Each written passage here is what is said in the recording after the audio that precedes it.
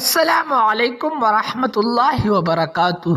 ناظرین کرام، آج 23 محرم الحرام کے حوالے سے ایک خوبصورت اسلامی عمل پیش کیا جا رہا ہے۔ اگر میاں بیوی کے درمیان ناراضی، غلط فہمی یا دوریاں پیدا ہو گئی ہے تو سب سے پہلے اللہ تعالی سے اخلاص کے ساتھ دعا کرے۔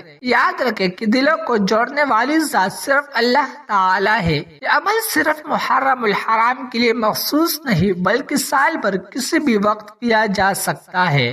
سب سے پہلے باوضو ہو کر 11 مرتبہ درود پاک پڑھے، اس کے بعد 100 مرتبہ یا ودود اور 100 مرتبہ یا لطیف پڑھے۔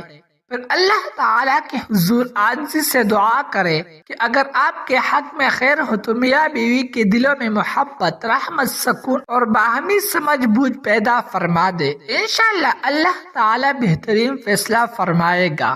اس کے بعد 7 مرتبہ سورہ فاتحہ پڑھے، پھر 1 مرتبہ آیت الکرسی، اس کے بعد 3 مرتبہ سورہ اخلاص، 3 مرتبہ سورہ فلق اور 3 مرتبہ سورہ ناس پڑھے۔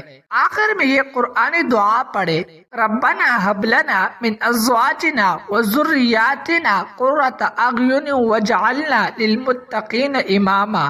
پھر اللہ تعالیٰ سے اپنے گھر میں محبت، سکون اور برکت کی دعا کرے۔ ناظرین کرام، اگر آپ یہاں تک ویڈیو دیکھ رہے ہیں تو کمنٹ میں ضرور لکھیں یا ودود، تاکہ ہمیں معلوم ہو سکے کہ آپ نے مکمل ویڈیو دیکھی ہے۔